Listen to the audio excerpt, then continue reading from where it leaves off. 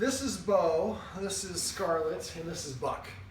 Buck's gonna hide behind my bag evidently. In this video I wanted to talk a little bit about claiming our personal space. Now I'm holding some really high value treats. These are treats that I like to use. They're Tricky Trainers by Cloudstar, the chicken liver, stuff and chewy. Dogs love them.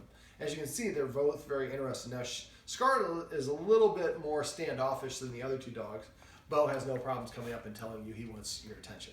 So what I want to do is just kind of go through opening these up, and I want to show how to claim personal space. So a lot of us don't think if a dog's like leaning on us or pawing at us or nudging us or just putting their head right here. Anybody else, unless they're like a little child, we wouldn't allow that. That would be inappropriate. But for dogs, we let them just do whatever they want. We don't seem to recognize it. For dogs, distance can equal respect. Now in this house, we have a toddler who is just starting to move around. So we would like the dogs to learn to defer away from the humans. One of the things I mentioned earlier in the session is if I want to get up, not like if I want to get up and walk this way and the dog's blocking here, a lot of people will be nice and go around this way. And that's nice for humans, but for dogs, that actually shows the dog, look, the human's moving around me as opposed to me getting out of the human's way. It's a small little perception thing, but if the dog thinks my job is to get out of the human's way, this way when the baby approaches the dog's response is instead of doing something to confront or disagree with the baby, they get up and move away. So this is going to be an offshoot to that. I'm going to use the escalating consequences that I share with most of my clients. They include hissing to disagree, standing up, and then moving towards the dogs until they establish the boundary we want. Now in this case, what I'm going to establish, I'm going to communicate to the dogs that they're not allowed to be in this area between the couch and the table.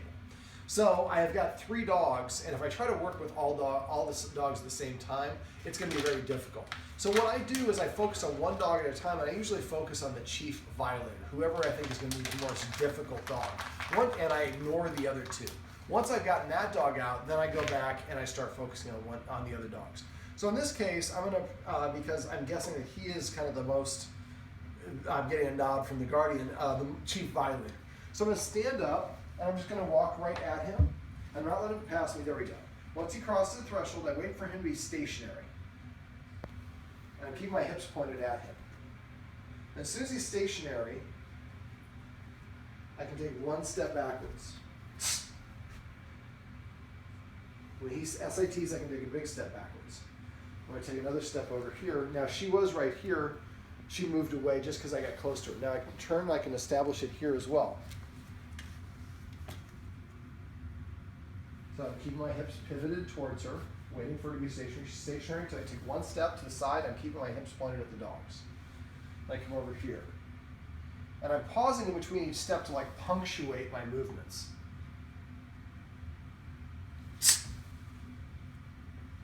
So again, I want to use the hissing sound to disagree before they break the rule. So now I've established that this L-shaped section is not a dog-friendly area temporarily. I would establish this like if mom is breastfeeding or you guys have some guests over and they're being a nuisance. If the dogs try to shove their way through, then I make this a temporary no zone, as well as if anybody's eating a snack or a meal. For dogs to be within 10 feet of anyone is eating is a way of challenging for that item. So it's very inappropriate in the dog world. Even if the dog's sitting here and not begging, it's very highly inappropriate.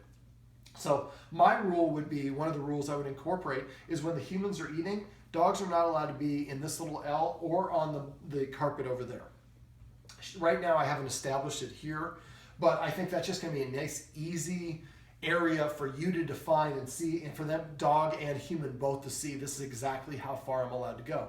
But when I'm not eating, then the dog's allowed to come and lay on the floor as long as they're not invading my personal space or rubbing up against me or nudging me. Now, if the dog comes, if one of them to come over here, I'll kind of try to trigger this a little bit.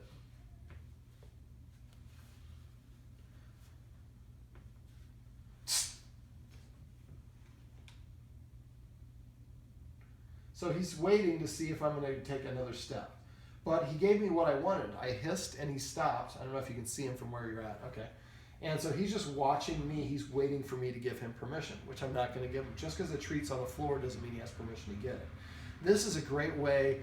I look for opportunities like this, ways for the dogs to practice control by delaying gratification. So she just came over, but she stopped at the boundary on her own. Now she's going to probe a couple times, and it's my job to correct before she gets there and then to stand up once she does get there. That was great. So she respected it. Now the guardian asked me earlier, like, if the dog respects the boundary, should I reward them?